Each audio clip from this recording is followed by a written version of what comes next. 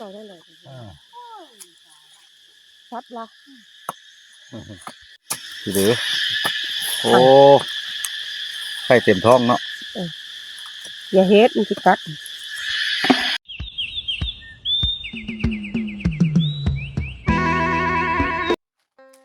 สบายดีเช่นเก่าเช่นเคย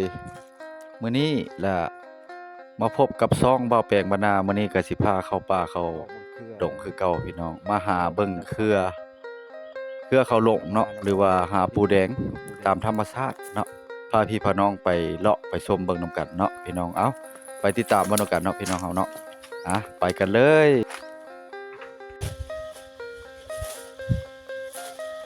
สบายดีได้ลายแล้วป่ะอันกับปูเดินกระเพาะได้กินเนาะโล2 โลบุได้มาเป้าหรอกเนาะบุได้มาเป้าดีละ12:34นี่โอ้12:34นั่นแหละไม่ได้จับมันฮ้อนน่ะกับปูแดงครับนะดูสิถึงละอยู่ตื้นเนาะ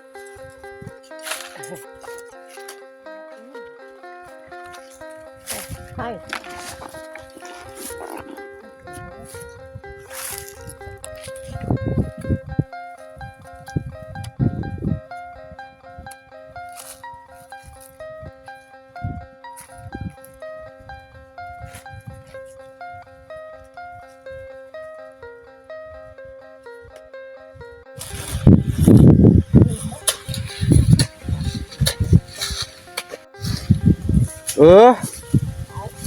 ผู้หลวงจะเจ้าไว้ผู้หลวงบ่อนนั้นสวนหมอแสงอะไร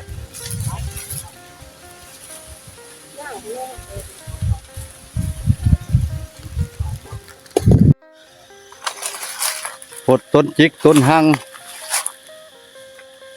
มื้อนี้มาป่า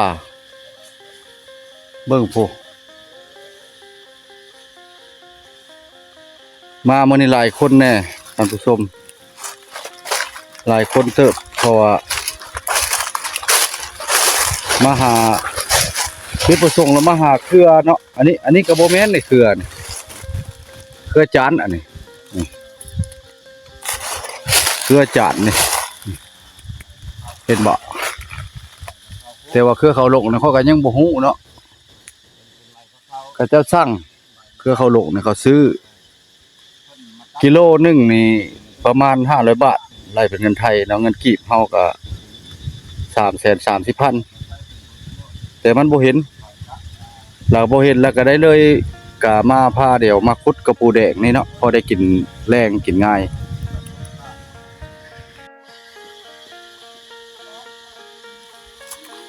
สวยมาบัดร้อนอากาศก็ดีตอนเช้าพัดหนาว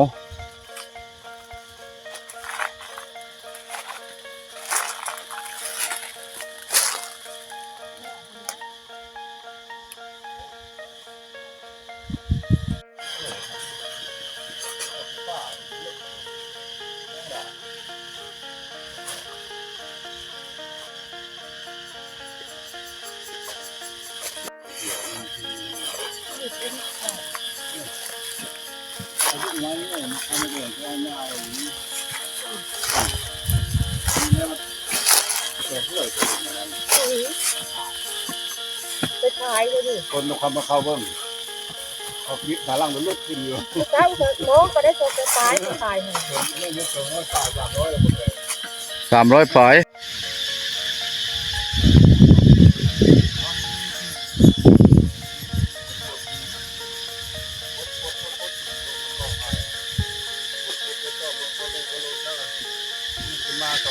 โอ้หลานไผ่เลยเราพูดหูไรหูนั่นเราหลานไผ่เนี่ย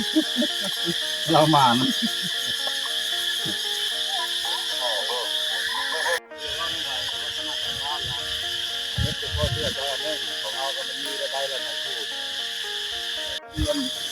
ก็เฮ็ดไปพุทธกันนั่นแหละเต้มาก็ใช่ใช่เรียกว่าบ่มีเนาะคอนเทนต์เลยนะบ่แม่นบ่มีเห็นดินอันนี้เห็นดินอันนี้ให้มันตัดต่อได้เลยชัดละ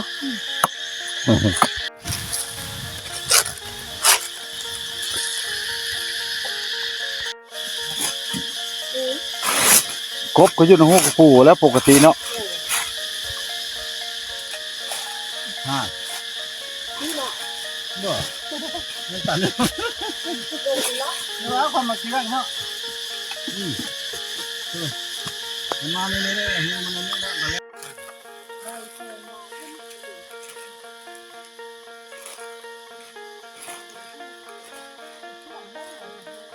โอ้มาแล้วพี่น้องได้กบนี่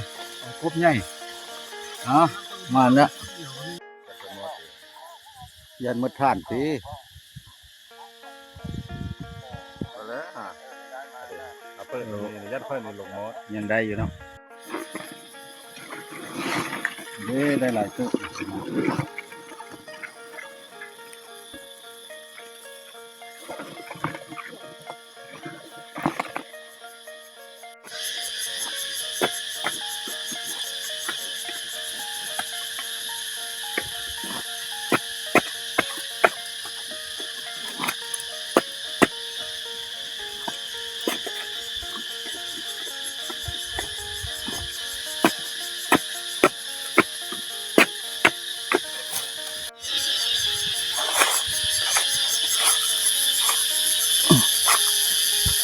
แมงจะจันห้องแล้ว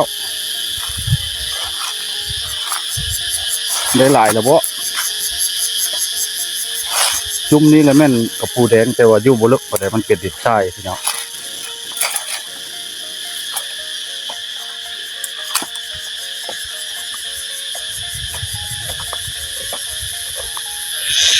ไปเบิ่งผู้คุดกับปูแดงก็ได้หลายเท่าบ่กับปูแดงเพิ่นโอ้ยหกแผ่นเครือกับโบเห็นพี่น้องเครือเขาลงอย่างเงี้ยดงแสดงการนี้แล้วของโฮในวันเด็ก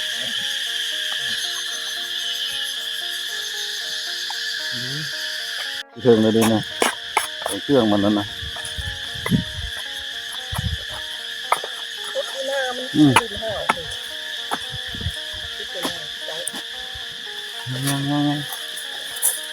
ยังไปถึง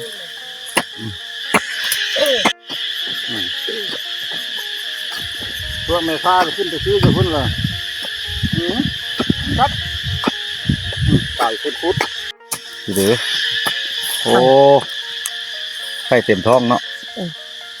อย่าเฮ็ดมันสิกัด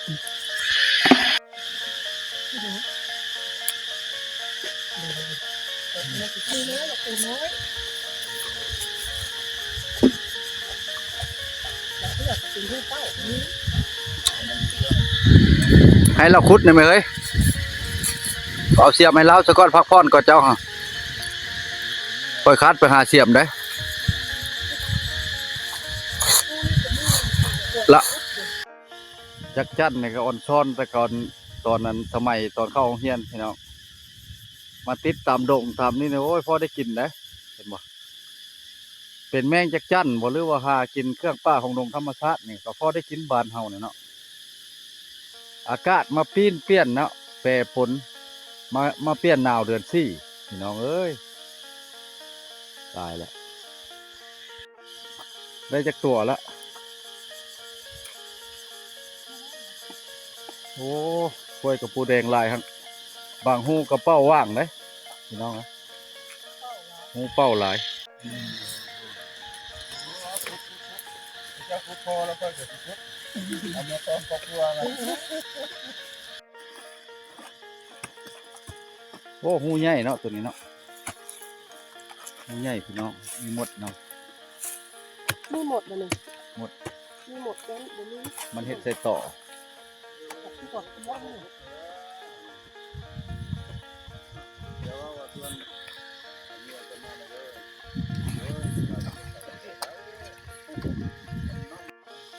ก็ปูอ้อนได้ยามนี่เลย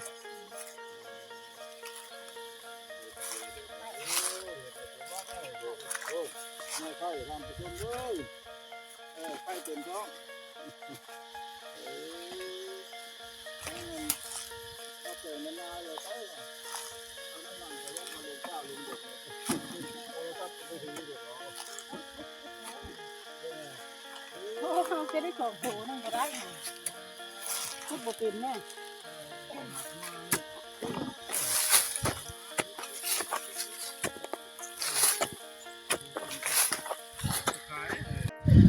ถ้ามาเบิ่งเจ้าเห็นเนาะอ้างบ่ได้น้อย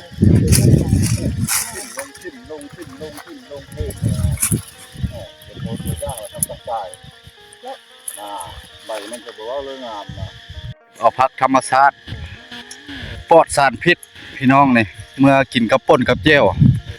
ผักบ้านเฮานี่อันนี้แหละคือผักม้วนหมูแล้วก็อันนี้คือผักติ้ว